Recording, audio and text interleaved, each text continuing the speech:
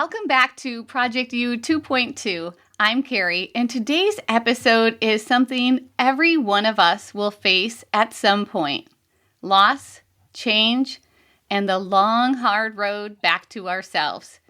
My guest today is someone who has lived through those valleys and come out stronger, more open, and more human than ever. David Hulings is an author of 5 books, a leadership and life coach for more than 30 years, and a powerful storyteller. His latest book, The Archetypes Attend a Funeral, is a memoir and a mirror. It helps readers explore grief through the lens of universal human archetypes, blending personal loss with deep lessons about growth, healing, and transformation. David has faced the unthinkable, the death of his son, and through his writing, he explores grief, healing, and the human experience in a way that invites us all to reflect on our own stories. Somehow, he has found purpose through pain and even laughter through tears. David is one of the most entertaining and enthusiastic people I have ever met. David, I am so honored to have you here today. I get to share your story with the world. Welcome to Project U 2.2. Well, thank you. That's a humbling set of words you just did. I'm privileged to be here. Anything I can do to help people who are going through some bit of a transition and trauma and grief, anything I can do to help. Thank you. We're going to start light. I know you're a Starbucks guy. What's your go-to drink? What time of day? Ooh, let's go. Let's go morning. I have 3 drinks, a simple Americana on ice, and then I have a salted caramel espresso shake, something like that. And then I have what I have right now is my afternoon drink at 3 o'clock is my acai. And you've caught me during my acai day moment right here. So those are my 3 drinks. Nice. Yeah, I'm wasting all my kids' inheritance on Starbucks. I love that. I think that a person's coffee drink tells so much about them. My dad drinks his like strong, plain, and black. And that's my dad. He's just a simple, strong man.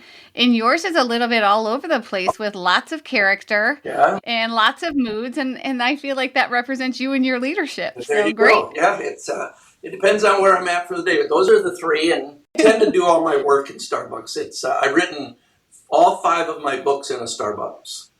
I have to write with people around me, so I go to a Starbucks and write. I edit in private, but when I compose and write, it has to be at a Starbucks. So there you go.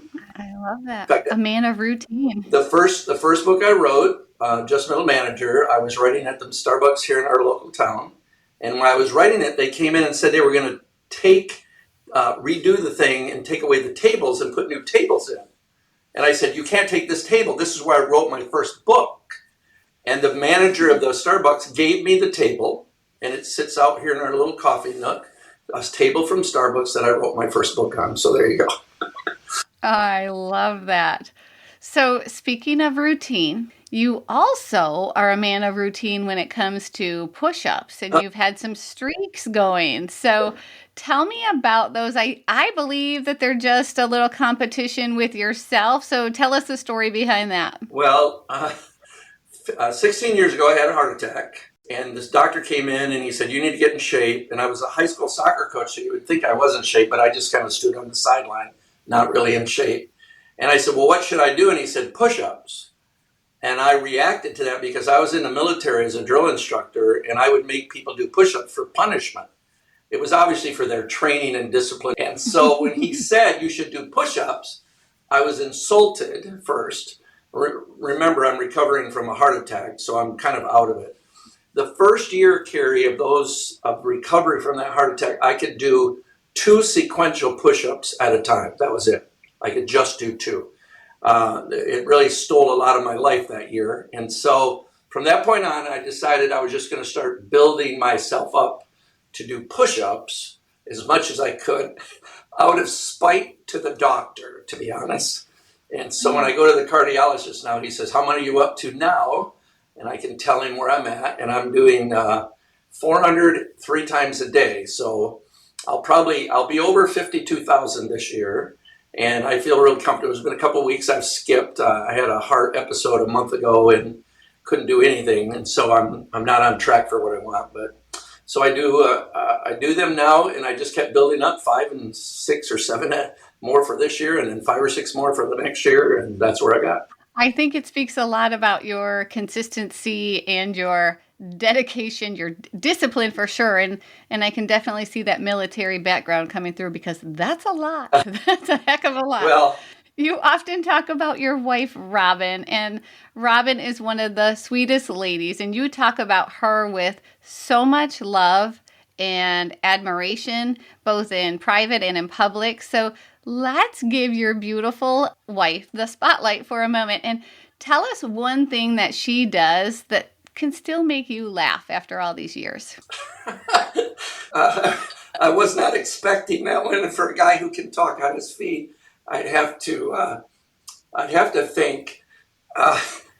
When she tries to make a joke, it makes me laugh. Okay, she's very sweet, and she's not outgoing. She's not in your face like I am. She's always in the background. So when she says something funny, it's a rare moment that she decides to take the spotlight to make others laugh. And it just brings a smile to my face, because that's kind of, it shows 2 things about her. She doesn't want the spotlight. And when she does, it's kind of awkward, but it's funny. So I guess you're probably going to have to cut that all out before she hears that, I would assume. Oh, no, I think it's beautiful. And I just think it's amazing how the right person by your side just brings so much peace and light. And especially after everything that you have walked through. For those that don't know the story, I was married to someone for 20 years, and they left me and my kids. And I literally would get on the floor every night, and I'd say, God, can't you just give me a godly wife? Why can't you? With the implication was, can't you bring my wife back to me? And she pretty much just left. And so I met Robin in a very unique way. She was the nanny of my children, and I asked her to marry me, and she said yes, but it wasn't that easy, really.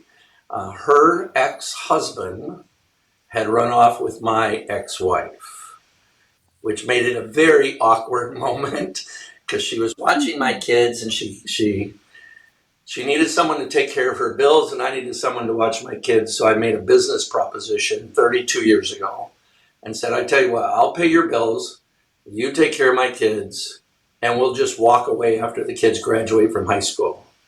And the next year or 2, I fell in love with her, and we've been married 32 years. I think she's fallen in love with me by now. I think she's getting there. She's warming up to the fact.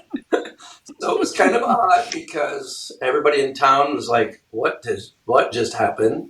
Our exes didn't stay together, but it was a business proposition. A beautiful story, and it reminds me of my favorite movie of Pretty Woman, starting with a business proposition and going for There you go. There you go. the long haul. Dynamics different there, but yes. Yes. A few different dynamics. Yes. That's what it was. David, it was a great time. Your newest book is Archetypes Attend a Funeral. It's a powerful blend of memoir, psychology, reflection, and you share your journey through the loss of your son, which I can only imagine changes you and changed you forever. You've walked through a kind of loss that every parent fears. Can you take us back to what that time was like? And it wasn't very long ago. So what ultimately helped you begin to heal? Well, I think I can take you back. It was 6 months. It was March 11th, and tomorrow's the 11th. So you can add up the days. I guess that would be almost 7 months now. And he had been having some trouble with his family, with his wife. His wife had found someone else, and that was devastating to my son, as it was to his father decades before, when his mother left me. So I was just here working, and all of a sudden, it's kind of interesting, Carrie. What happened is my client that I was talking to said, you know what, David, I don't need to talk anymore. And I'm like, what do you mean you don't need to talk anymore? It was really weird that she would just stop. And I said, okay. And then I looked up, and at that very moment, I got an email from another client that was supposed to come the next hour at 1 o'clock. And she said, I don't need to meet today. I want to cancel. And I was like, well, that was just weird. And I walked out the office, and my wife said, Robin said, hey, I'm running to the store. You want me to drop you off to get your car at the car dealership? It was getting fixed. And all this is happening all at this time. I got in my car at the dealership, and the car was ready. I got in my car and I'm heading home. And I got a text from my other son who said, you better get to Andy's house fast. And I said, why? And he said, I can't tell you. I don't know. And he lives just past me here. So I started going north, and then my daughter, his older sister, called and said, Dad, you better get to Andy's house fast. And apparently he had posted something on his Facebook about taking his life. And I got there, I searched the property, and then I found him probably 10 minutes after he had taken a gun to his temple. And I cannot tell you the feeling, because I think those are pretty suppressed. I can only know that I instantly went into how do I make this, I don't want to say good because that's impossible, but how do I handle this? How do I help my kids, his 6 siblings? How do I help his kids? How do I frame this? And so I went into probably how I've been trained to deal with trauma, and started just working on how do I take this mess. And the page, I think the way I characterized it in the book was, it's somebody turned the page to a new chapter, but you weren't done with the other chapter. And suddenly you're in a new chapter and you have absolutely no interest of being there. You don't want it. He was gone suddenly. He was still breathing, at least I thought, but it was just his muscle spasms. And so there was some hope for a moment, but so that's what happened. And from that moment on, I went into the concept of how do I take this trauma and use it in a way that would glorify God, that would make me understand and be able to help people. And so how the book came about was people came to the visitation, and I remember a lady, Carrie, coming up. She comes up to greet me to say she's sorry and offer condolences. And she said, David, how can I help you? I know you like Starbucks. Can I go get you a Starbucks? And I'm like, sure, go get me a Starbucks. And when she left, in my head, I went, oh, that's her caregiver, which is a primary archetype we all use. It's a human behavior to take care of people. And it couldn't have been more than 2 minutes later, a guy came up, and I coached my son and his son in soccer together. And he looked at me and he started hitting his hand with his fist. And he said, Coach, you're going to get through this. You're a winner. You're going to battle this. You're going to get the victory. And of course, I'm numb. But as he walked away, I'm like, oh, that's his warrior. His warrior came out. And it wasn't probably sometime in this whole thing, an older couple pulled me off to the side all by themselves. And they whispered really low, David, we've been through this. We lost our son the same way. You're going to learn so much. We want to meet with you later and teach you what we learned. And as they walked away, my head went, and this is just how I think because it's my training, oh, that was the sage. They want to teach me something. And so this happened the whole 3 hours of the funeral and the visitation. And so when I got home the week later, I said to Robin, I said, you do realize the archetypes all came to the funeral, right? And she looked at me somewhat sad and somewhat, I don't think she was angry, but she said, only you would take this moment with our son's death to think of archetypes. And I said, no, you don't understand. And I explained to her everything I just said to you. And she said, I can see that. I said, I just think I'm going to write a book entitled The Archetypes Attend a Funeral. And she then laughed and said, well, that would be a cute title. I said, well, sweetheart, it can't be cute. It's on grief and trauma. How cute can you make something like that? And so it wasn't 8 days later. I sat down, and in the next 8 days, I wrote the book and then sent it to the publisher, and they liked it. And very interesting, and how much of your training, just looking at the psychology of people and all of our differences and unique qualities. And I'm sure, too, that writing that book was also therapeutic for you in dealing with your own grief and your own pain. Yeah, I had a class last week with some people about trauma, and what happens. And one of them reached out to me this morning, and she said, David, I haven't quit crying since I left the class last week. And she said, I can't help it. And it was about bringing trauma up and what to do with it. And so what I told her to do was I told her to start writing her thoughts down. And it's interesting what happens when you have something in your head. Your mind is doing exactly what it was designed to do, and that is hold on to it so you don't ever forget, so you don't ever get in a situation again. And so by writing it down, it releases it out of your mind, and it allows you to see it kind of in black and white. And it's kind of a trauma journaling approach. And I found it so refreshing to write down what I was experiencing through the lenses of these 12 archetypes that I work with. And it helped a lot. And this client emailed me a little just before we came on. She said, hey, this is really helpful. I'm writing these things down. And I'm like, that's what you need to do. Writing down is a very powerful thing to do when you're in trauma. Mm-hmm. That's wonderful. And I know have a couple of clients who they just get stuck for years in their grief. And so pushing through that, it isn't a linear way out of that hole. It's filled with that messy middle. I don't know whose illustration this is, but I heard it years ago.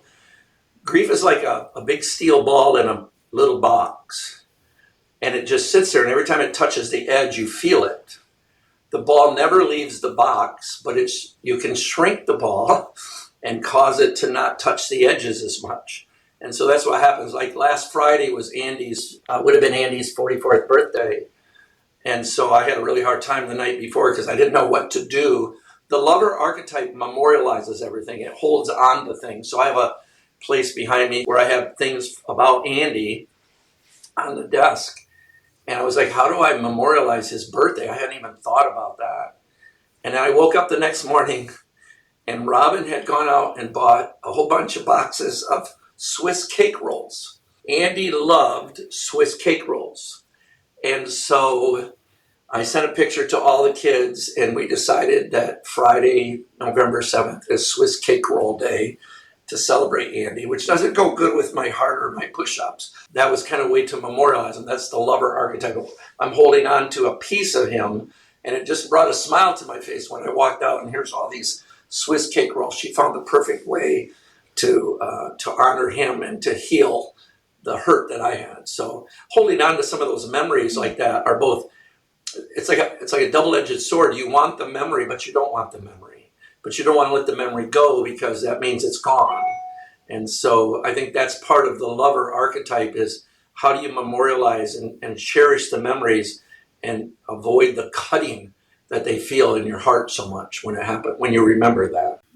It's interesting how when you work and talk with different people, that pain can be used as a teacher. And it might feel like a punishment, whatever you're going through in the grief and the time, but learning from it, I think so many of us, like you said, resist the truth because it feels unfair. And you to remind yourself that growth can happen during that time and of those places that we'd rather not look. Yeah. It's interesting that when you have, where this really hit me, it was not just my psychology, Carrie, but my theology. I grew up in a Christian home. My dad was very, very much an abuser, but he was a Bible Baptist preacher at the same time, which is kind of conflicting. And so I grew up with this faith, and it's really interesting that I do some teaching in our church. And the Sunday after Andy took his life, he took his life on a Tuesday, I was scheduled to teach, and the text I had to teach was on joy. And our pastor came to the emergency room where we had obviously brought Andy's lifeless body, and he said, hey, you don't teach on Sunday, we'll take care of it. And I said, no, I have to. Christ died so I could have joy in every moment of my life. And it might have been the hardest. I mean, I've spoken for the last 40 years to hundreds and hundreds and thousands of people. This is just our little church of 200 people, but it might have been the closest I've ever felt to God, and it might have been the greatest thing I could ever done for myself, as well as my wife and daughter who was there and a couple other kids, to just say how in the midst of trauma can you have joy? And I think that's one of the bigger questions you have. You feel guilty being joyful? You're not supposed to have joy. In fact, if you tell people you're having joy, they look at you like there's something wrong with you. You're not dealing with life. Yet my Savior came to give me joy. And it says that for the joy that was set before him, he endured the cross. So what we've tried to do is practice what God has given us. It's painful. There's no doubt the little steel ball hits the edge every day and bumps in and goes, there's grief again. But I still have to live with joy. I still have to show my kids that in the midst of pain and suffering, there's great growth and possibility. I get so many open doors. Somebody just texted me this morning and said their son, someone they know, took his life on the weekend out in Pennsylvania. Would you talk to him? And I said, absolutely. And so I do think that's the hardest thing in a human condition is in the midst of pain and suffering, how do you find hope and possibility? And that's what Christ is all about. So I think it was such a brave act for you to not only be willing to continue with your sermon on the Sunday after that and to bring that message. And I can only imagine the impact that had on the people there listening, knowing what had just happened, and to see your bravery up there and then to write about it in such a public way when so many people, I mean, let's face it, suicide it's a real thing and so many people struggle with it. Yet it's a natural instinct for some to want to hide it, to not talk about it. There's embarrassment. There's what could I have done feelings surrounding it. So what advice, because I think for you just like grabbed the horns and you just push forward. So what advice would you have for anybody who's struggling with something, that kind of grief or that kind of loss? Well, I think first of all, I hope that they don't see that I was brave, but rather that God enables. I hope that's the message that was there, because I am not brave. But I hope they saw God's empowerment. And then I would say this, as I've said to everybody who's talked to me about this, no one on the planet handles grief. No one on the planet defeats grief. And everybody handles it completely, incredibly different. There's no right or wrong way. If we want to help anybody with grief, the advice I would give is let them grieve the way they want and just come alongside them and just whatever they need for that moment. That's what the Archetypes Attend the Funeral is about, is how do I talk to someone in grief in their archetypal moment. So for instance, I'm a warrior. Warriors don't want to deal with grief. You know why? Because warriors don't lose. This is why I do push-ups. I will not be defeated. The problem is grief, like death, is completely undefeated.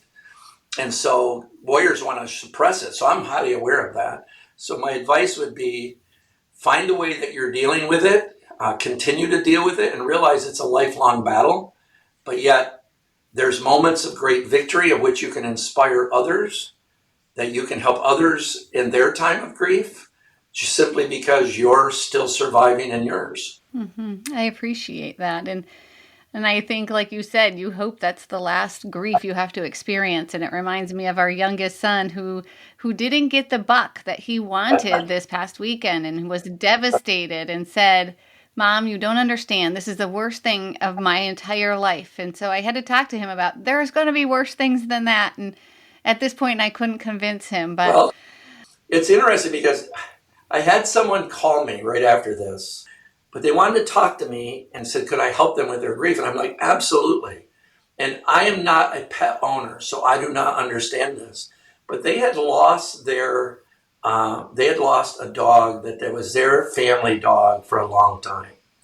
And as she was talking to me, she was not trying to make the comparison between a dog and my son, but it made me so value the human being experience of grief and how it hits us no matter what it is. Yes, I suppose if you put deer hunting, a dog and a human being on a scale, they wouldn't be on the same place. But here's what I have learned, Carrie. There is no grief on the planet that doesn't carry some pain to it. And our ability to appreciate the grief that they're in that moment is something that I think we're called to do. I didn't get offended that she was talking about her dog the same way but at the same time, I'm not a dog owner. In fact, I'm terrified of dogs, as you know, I think. And so, but to her, there was little difference between our grief. Grief is grief. And so that's all I would add to that part, that when someone is going through grief, these are experiences we get. And as we help them through the grief, the next time their grief might be a little bit more intense for a little bit different reason. Now we've helped them and given them a tool to deal with grief. Helping kids deal with grief is a major thing, because I think one of the things we all just don't talk about it, and therefore we get older and no one's ever told us how to deal with grief. Yeah, great skill. I want to switch gears a little bit, and I listened to your TED Talk. So let's go back to that storage unit that Robin made you go back to revisit. You had it for, I think you said, 10 years, and the story just hit me deeply. Can you share what that experience was like, what it represented for you emotionally? Because you talked about how hard that was. So the story is I did the TED Talk on change, 4 archetypes of change. The seeker has an idea, and they just think it's just the most wonderful thing. In fact, every seeker, every time they take a shower, they get an idea. And then they bring it to everybody, and the lover is in love with what they're currently doing. And so the tension you feel between the seeker's new idea and the lover, this is the way it should be, is a little bit what we're probably seeing in our country. Let's do things a new way. And then you got the other side that says, no, let's hold on to the old ways. And that tearing is it. And so you have this archetype called the destroyer, the revolutionary, who talks about letting go of things.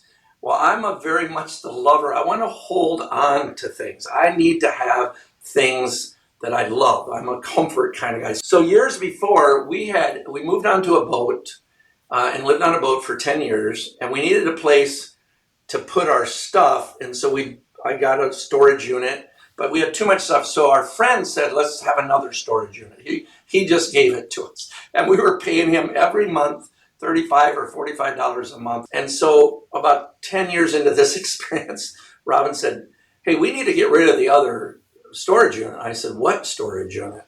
And she said, the one that we get from Al. We're paying him $45 a month for it. I'm like, we still have stuff in there? And it wasn't we have stuff in there. It was my stuff we had in there. And it was all kinds of stuff. And so we had to literally pack it up and take it to the dump.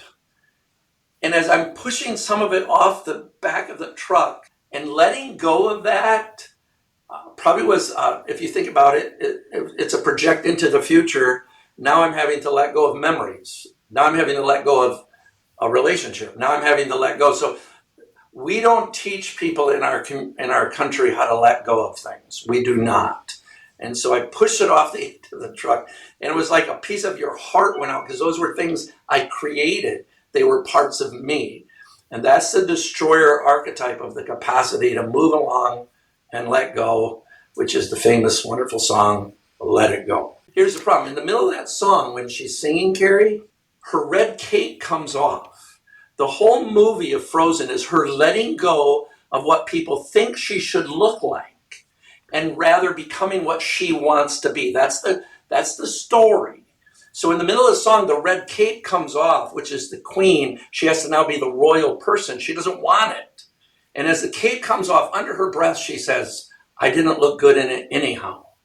Now I'm watching this movie with my 5-year-old granddaughter, Harlow, and I say, Harlow, this is the perfect moment of the destroyer archetype, because she's letting go of and Harlow's just like, shh, Pampa, I love this song, don't talk.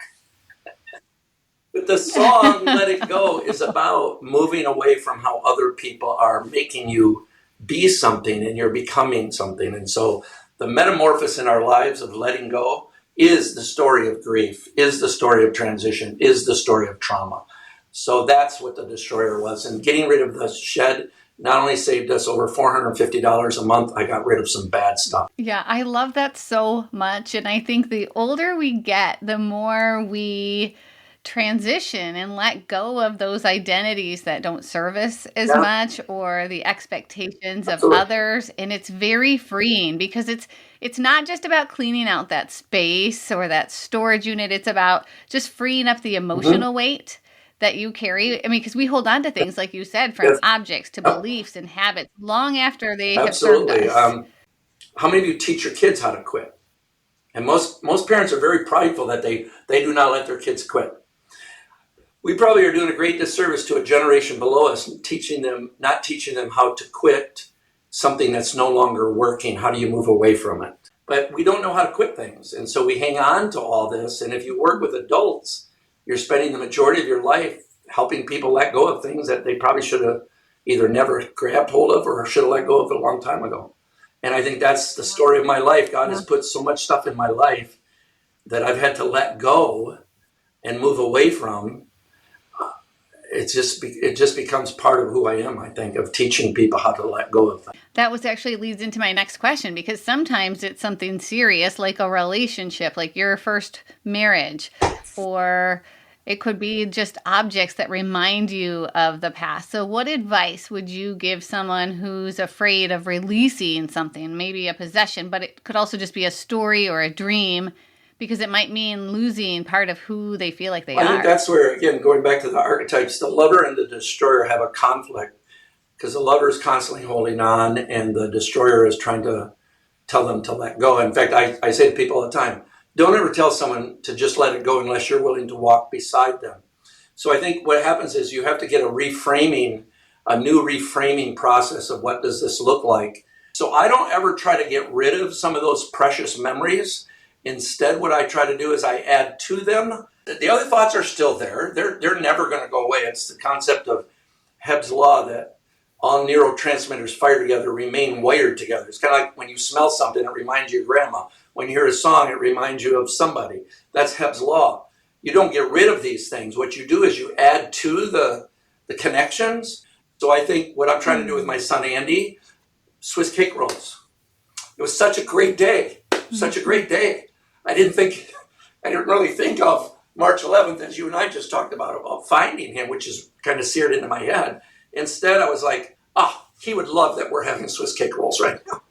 And so I think the way you do this is not try to suppress or move away from, but rather keep what you can keep and want to keep and add to it another memory that creates another page in a chapter of a book that you never intended to be in. But it's another page and you just keep turning the page. Yeah, I'm a huge fan of simplifying and purging and getting rid of things. And I think that there's a deep connection between that outer world and inner world, for me at least. Like if my surroundings are peaceful, Yeah. I feel more at peace. So here's a challenge for our listeners. As you listen to David, what's one thing in your life that maybe you've been holding on to that you could release this week? Maybe a bigger question is, what version of you are you ready to release so the next version could emerge? And David, you've talked just a little bit about your different archetypes. And so just for people who haven't read any of your books and any of our listeners, you've mentioned the warrior, the lover. So just a couple sentences. I know it's a pretty deep issue. We have an assessment tool we use that has 12 archetypes. And that's what we're referring to. They're kind of categorical in nature. So the books that I've written are about how these behaviors come out. The 12 we use come from an assessment by Dr. Carol Pearson and Hugh Marr, and it's a really great assessment. It helps people kind of see how their behaviors work. So archetypes are the behavior you want to act for the moment in time you're in right now. That's kind of what they are. So. Mm-hmm. Okay.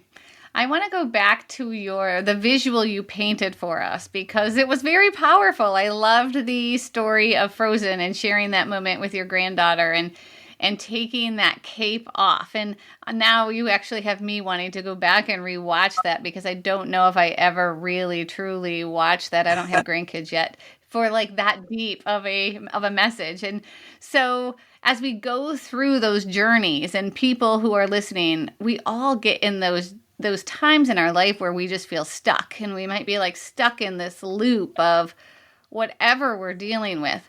And I think it's so important for people to recognize, just like your push-up contest, that any movement, as long as we're making small movement, that movement still counts, and it's going to get you out of that loop and moving forward.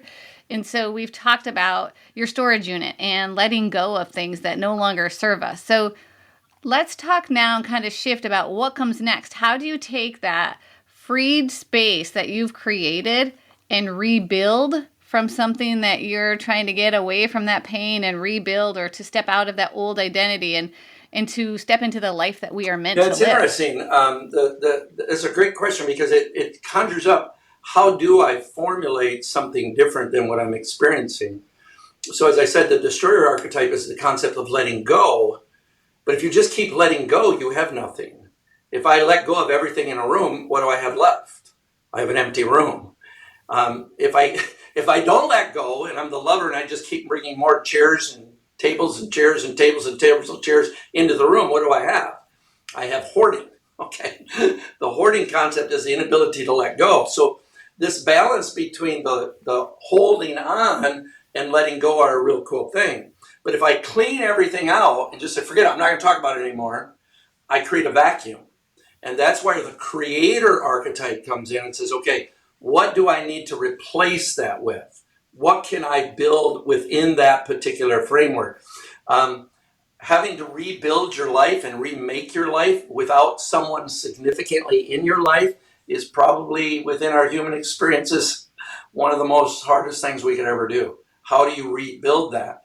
But that's what the whole project of reimagining yourself is all about. What's something new that I can do today in light of where I'm at? How do I do one new thing today that might replace the thing in the past that I had?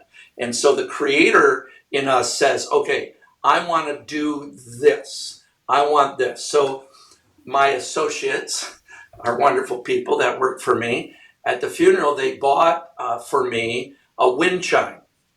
And the wind chime is to honor. They had no idea that my son loved to be outside. So the wind chime sits right outside my office, and on a windy day, I hear it go. And what it's doing is I put it out there, right there, because it will create new memories. It reminds me of my son, because it's outdoors, and that's who he was. He was outdoors. But it's creating something new. And I had to purposely do something that created a new experience in my life. Now that sounds so minor, but you put that with Swift cake rolls and a few other things, and what we're doing is creating something that allows us to continue to move forward with what we're doing. Creating a book to memorialize, that was in honor for his life. So I think it's replacing with something that you now have some sense of control over and want to create. That was deep. I love it. And I don't think it is a simple act. And just, hearing that wind, just those little reminders of him, to keep him alive and in your days. And we go through so much in life where we switch, even when your kids grow older, they could still be living with you, but they don't need you as much. And so your identity is changing. And so we just have to go through those changes and find ways to understand that our worth isn't tied to those identities, if you will. When we start looking at events in our lives, Carrie, that are traumatic, and again, trauma, it can be, to one person's trauma is not the other person's trauma. I do not dismiss anybody's trauma. I take a pretty broad word with the use of that word. But when you go through trauma, there's pain that you think you can never get through. But I think that's what, in my faith, that's what gives me that Christ wants to use these things to turn them into something good. So I constantly say, how can I make this something better for someone else? What does that look like? My whole being is based on a very bad moment in my life. When I was 16, I was raped by a guy in our church. I went to the pastor of our church and explained this guy in our church did this to me. He looked at me and he said, "You're 16, why didn't you run away?" Which devastated me. For 10 years, I had that thought, why? I was 16, why didn't I run? And then finally someone helped me to understand it was in a crawl space of a house. I can give you the details another day. And he's like, well, if it's a crawl space of a house, you couldn't have run. And I'm like, oh my gosh, I couldn't have run. You would think in my life I would want to go back and undo. If I could undo one thing in my life, what would it be? I will tell you that's not it. Because that has made me who I am, and the desire to help people who are in trauma and in hurt. I found a way to channel that pain to do something good in life, and I'm going to do it until the day I die. I'm 71 and I have no desire to quit. But that moment in time, which was a long time ago when you figure 71 and 16, gave me a purpose that I will never, ever regret having. Do I like that happened? Absolutely not. Can I tell you the hurt of that pain? Absolutely. Do I remember it? Yeah, it's a steel ball in my box of life, and it touches the edge very frequently, despite working through it all. But yet at the same time, I'm going to channel that pain to create something new for myself and other people. And if I can do that, I just think that there's a reason I'm here, to turn that sorrow into joy, to help somebody else get a moment of freedom from grief. That's kind of the story I would have. David, with all of the, I mean, let's face it, you're old. You're 71 years old. Careful. No, I'm just kidding. I don't. Yes, I'm kidding. With all of those years and those traumatic experiences, I love your authenticity. Because it's rare, your willingness to have that servant heart, to share those hard times instead of burying them. And I can see that not only has that helped so many people because of your willingness, but I think that's a big key to you being the man that you are today, that you have been able to overcome so many obstacles. And I think it's truly, we can give God all the credit, but it's also, it comes down to you being brave enough to open up and to share and to grab other people's hands right where they are and to help them walk through their journey of grief and sorrow and pain. I do think it helps when you're working with people who say to you, David, you don't know what I'm going through. I always say, I don't. I know what I went through. I don't know what you went through. I don't know. I can't experience anybody else's pain, but I can know what pain feels like. That's why I don't dismiss any trauma, because it's all different. I would say God has given me a strength that only comes from Him. And on my wall, you can't see it because you're not looking at it, but it says, this is my daily thing, be available to provide tools, to equip people, to do good, to the glory of my God. I'm going to make myself available to provide tools, to equip people, to do good, to the glory of my God. And if I can do that every day, all these bad things that you would classify in the category of bad that have happened, I find great solace and great joy knowing that if I can help one other person lift the burden for the day, that's a wonderful thing. So, yeah.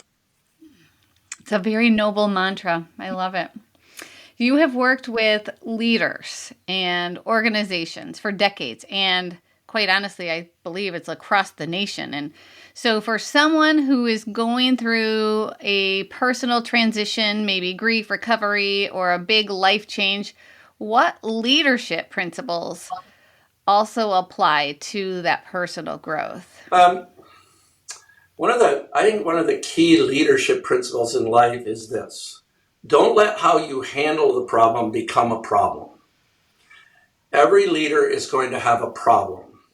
Somebody said that one day. That was not a quote from David. I learned that from somebody. Don't let how you handle a problem to become the problem.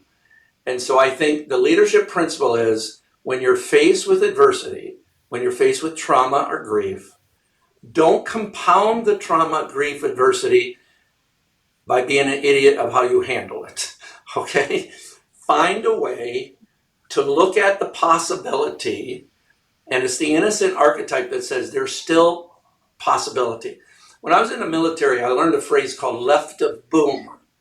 Left of boom is, you always believe boom is going to happen. Okay? Event, boom! And then event.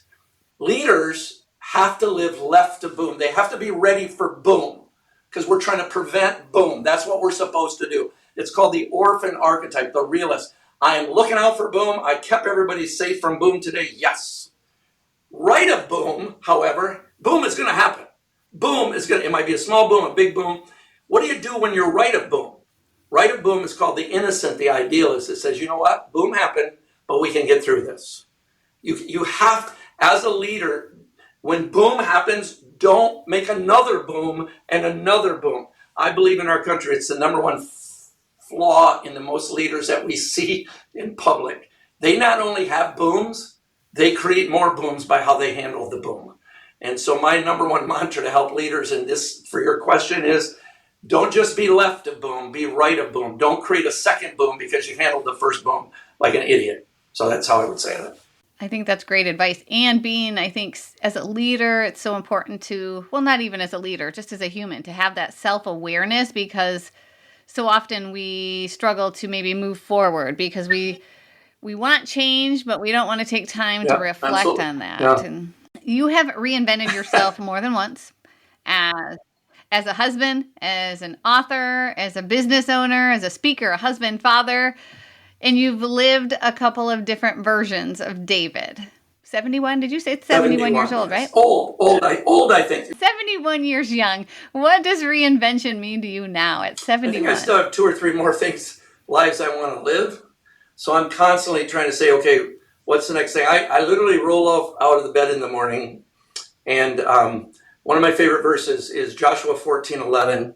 It's Joshua wanting to give Caleb, who is 80 years old at this point, the land, his portion of the promised land. He had lived through 40 years in the desert. Him and Joshua are the only survivors in those 40 years. And so Joshua says, hey, Caleb, look at, I got this valley, this plain. It's got a brook. You can fish all day. Have this. And Caleb says, I am as strong today as the day that Moses sent me. My strength now as my strength was then. And then he says, give me the mountain. There's a hill country out there with giants that are in fortified cities. Give me the mountain. Every morning, that's my prayer. I get up and I say, God, give me a mountain. So I do believe I still have a couple more ways to reinvent myself, or I should say it more pointedly. God still has a couple ways he wants to use me. I don't know what they are, but I hope there's a mountain out there that I can conquer. That is so inspirational. And I think just in talking and texting with you a little bit, that God's giving you those, and you're getting some tough stuff to deal with and some big mountains to overcome. And it's so inspirational for me to hear in my 50s, because it's hard to leave the version of yourself and to make that transition, because it's so safe feeling back here, and to push yourself outside your comfort zone and to welcome those challenges. It's hard, but I think it's another one of those things that as we get older, we realize that is where true growth and joy exist. Absolutely. And come from. I just read a real cool article on aging. Why I'm reading articles on aging, I have no idea. But it talked about the mindset of someone getting older. And I don't have any problem with retirement. I think it's a wonderful thing for many people. It's not mine. I don't have that story in my head, and I don't want it in my head. The article was very fascinating about the concept of having something, a huge purpose above yourself, inspires you to live better, to work harder, and to keep going. And I think probably, if I could say to my fellow 70-year-olds, find a mountain. And I say to you young 50-year-olds, you're just kids. You are just children. Find a mountain. And then when you conquer that, find another mountain. And I don't think you'll ever regret any day of your life, no matter how tragic it comes. When you talk about leaders that you've worked with, and you talk about the mistakes and not to make another one after the boom, and to stay left and then to stay right of that boom, what about the leaders across the country that you coach, that you work with, and you see someone standing at that crossroad of who they were and then who they're becoming? What's the biggest mistake they make? Being self-reflective and not doing anything about it. The biggest danger of people that I work with are not those who are not self-reflective. I can help them become self-reflective. It's the person who is self-reflective and they do absolutely nothing about it.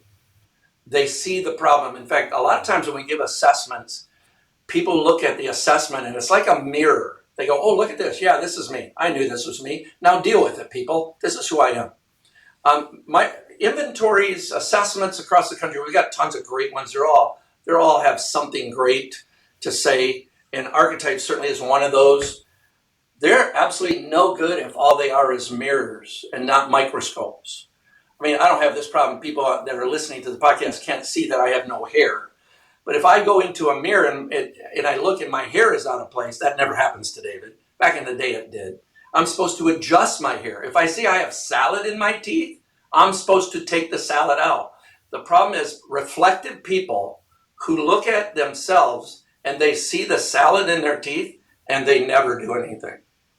There is they can tell, yep, this is my flaw. Yep, I'm argumentative. Yep, I'm blunt. Yep, I'm not very compassionate. Whatever. And those are all things. Okay, what are you doing about it? Nothing. That's who I am. That's how I was made. That's the most dangerous person on the planet. And they have the attitude of deal with me. Just deal with me. It's almost like, and I guess I don't really know a kind way to say this, but it's almost an immature emotional state where if they would be a little bit more open and dig into that messy part that's uncomfortable and learn from it and make some changes, even when they're 70, 80, that's where the gold is. And we all have room for growth and should always continue growing. How I like to frame it is this way. Inside of our lives, we have these little Lego blocks in our lives. In fact, I carry around these the Lego blocks. I actually carry them in my bag. And I'll hold them out and they're stacked in my hand like firewood. And I'll say to people, could you build a tower out of these 3 or 4 Legos I have if I gave you more Legos? And they say, yes. I said, but what if you don't move those Legos? What if I pile them on a table like firewood, crisscross, upside down? You can't touch them. Could you build a tower? And they go, no. Okay, Legos, L-E-G-O, life experiences, growth opportunities. We all have Legos in our lives, and we're trying to build a tower of being a better human, being a better spouse, being a better leader, but we're not willing to look at the life experiences and growth opportunities in our lives. And the theory is that if you want to go higher, you have to go deeper. And reflective people who don't do anything have come to a place where they don't want to go deeper, and therefore they'll never go higher. So you have to be willing to look at your own life experiences and growth opportunities, your Legos. I probably just broke a franchise or a copyright law or something. But I try to use every Lego in my life and I try to lay it out, make a base, and then try to build on it. Whether it was because someone left me or because I lost someone or because of a heart attack or because I was raped at 16. I don't want any of those things to just be piled there. I'm going to dig deep enough to find a base and use it to build a tall tower of something, whether it's being a better husband, a better father, a better coach, a better friend, a more godly person, whatever it is. So I think what you said is exactly right. They don't want to go deeper, but you cannot go higher. That analogy reminds me of, I did a podcast earlier on the Jenga game and how something happens, you pull out one of those Jenga blocks and you could toss it off to the side or you could take it and build that wooden tower even higher. That's beautiful. Yeah. That's a good picture of that. And I think that's what coaching and helping other people is all about. It's very powerful. And sometimes we all need someone else's faith in us. And then we can use that to build on. And I think it's amazing that you have done that for so many people that you worked with. And I know you'll be humble and deflect that. But so I'm going to just not even give you a chance to talk. So David, you have spent decades helping people rewrite their stories. What's one part of your own story that you had to rewrite recently, or maybe even one coming up? Of all the events that have happened to me, the moment that I understood I was 16 and I couldn't run, when the guy raped me, he brought me into a crawl space. And the hardest thing I could do for the next 10 years was to think that I was guilty. He raped me, but I was guilty because I just didn't run away. That someday I'm going to write a book entitled, You're 16, You Couldn't Run, the stupid things people say to people in trauma. And if I go back over all my life, Carrie, of everything that's ever happened to me, and this includes my son's death. The moment in time that changed my life was when I was 24, and I came to Christ because someone helped me. He literally sat me down and he said, "Why don't you tell me your real story?" And I'm like, "What are you talking about?" And he knew there was something in there. And I had not told one person this story since I was 16. And October 23rd, 1977, so I guess I was 23, not 24, and he helped me understand, well, if you're in a crawl space, you couldn't have run. And I jumped up from my chair and I said, I couldn't have run. And that was the moment in time that I think it was the hardest and the most glorious moment of my life right there. Don't get me wrong, I have 18 grandkids, 7 great-grandkids. I have a beautiful, beautiful woman who stays with me no matter what. I've been through a lot of stuff. That may be the most glorious moment in my entire life. And I came to Christ, and I realized I was not guilty or shameful. Because shame is such a powerful thing that people carry with them. A lot of times in grief, you're carrying shame. My son took his life. You get a little shame with that as a father. How did I not know that with all this work? How did I not see that? So you carry shame. And that's the day that I realized Christ took my shame. And there was no shame really for me to have that day. If we could go back and take and just mirror snapshots, just little pictures of David Hulings at 16 coming out of that crawl space, of David Hulings with his first marriage and feeling broken when his wife left him, and David Hulings wanting to help his children and sometimes not being able to, or walking in and finding your son and just feeling so broken. Or maybe even just standing at that storage unit with the 10 years of memories and pain. What would you tell David Hulings at each of those little spots of brokenness? God's got this. God's got this. No matter what. I'm a reactionary person, Carrie. When something doesn't go right, I react right away. And usually poorly. And I usually have to have someone go, David, God's got this. And let him get it and just do what you know is right to do in your life. And that's what I would tell him. That God, no matter how tragic it may be, God's got this. Just do what's right. Treat people the way they should be treated, even though at that moment in time, they probably don't deserve it.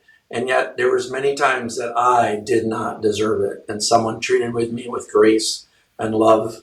And I believe that's the answer to dealing with everything that happens. Just God's in control. Respond in a way that elevates the moment and doesn't diminish the moment. Before we wrap this up, you've been through so many journeys. And I know that in my life so far, I've been and led a very blessed life, but there have also been a few rock bottoms and struggling. I think that is when you really, during those times, cling to your faith and cling to your faith of God, and growth happens there too, because sometimes to crawl out of those and to climb back to the top of that mountain would be impossible. And the pain would, I just think, linger and hold you back with a weight instead of lighting forward with a flashlight to help you climb back out. So anything else before we wrap this up that you would like to add for anybody going through a transition, dealing with some grief, stuck in that loop? I would add this. I think in the middle of these things, again, everybody does it differently. But I think the most tragic is when we try to do it alone. Not talking to people, not engaging with people. The day or two before my son took his life, he was with his brother. The day before that, he was with me. He seemed perfectly fine. But his mental health caused him to make a decision at that moment. The oddity here, Carrie, is any other time he was down and out, he would call me. He always called me. And he'd say, Dad, walk me off the cliff. I'm having trouble. And I would walk him off the cliff. We had a great way to just do that, especially in the year and a half before this happened. And at that moment in time, he did not call. He wrote out about a 4-page manifesto of everything that had been wrong and took his life. So I guess if I left you with one thing, it'd be don't do it alone. Someone is always there. I think God put us together as human beings in order for that connection for us to help one another. I wrote this book to give novice people a way to help people who are in grief. I wrote it for people in grief. I wrote it for people who are masters at dealing with grief. But I also wrote it for anybody who says, how do I help a person if I'm going to a funeral? The archetypes show up. What archetype should I show up with, and how do I help? And if there's someone out there that hears this voice and they're struggling with grief and are overwhelmed, that the answer is contrary to what you want to do, but that is find someone to talk to. If you're not that person, get your head out of your social media, get your head out of your work life, and start listening for people who are hurting. And when they give you a cue, be there. I regret the greatest, I don't really live by regret, so I want to be careful how I say this because I don't. But if I had a regret, it's what did I miss the 2 days before when I talked to my son that I didn't hear for a guy who does my work and my skill set. I literally can tell when I go and meet a barista at the Starbucks that something's wrong. How did I miss that? So I think if you need help, talk to someone. If you don't need help, listen for someone. And I think that's the most powerful thing I can leave this with. Very valuable advice. David, this conversation has truly been a gift. You have reminded us that grief and growth can coexist, and that even in the hardest moments, there's still meaning to be found. And walking that journey, like you just said, finding a friend, finding a family member, finding someone to help lift you up when you're low, and then to be there for others who need you when you're not. You have lived, you've lost, and you have rebuilt more times than most people could imagine, and you've turned it all into light for others, and that is why you are at the top of my list. You are my second guest to have on my podcast, so thank you for showing us what it means to keep becoming and for your faith. So for everyone listening today, maybe your storage unit looks different. Maybe it's guilt, regret, or a belief you have outgrown. But if David's story reminds us of anything, it is this. You can't step into your future if you're still living in your past, and you're never too far gone to start again.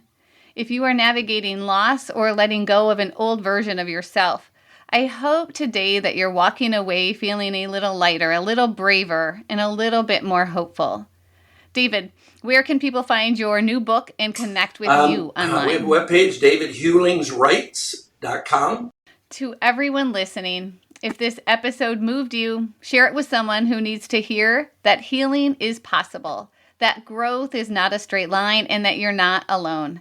Thank you for listening to Project U 2.2. And David, thank you for the gift of your perspective, for being vulnerable, and for sharing how to turn loss and grief into You're welcome. meaning. Thank you for having me. And I love what you're doing, and I wish you the best. I hope God just really blesses what you're doing, Carrie. It's a wonderful thing. So great.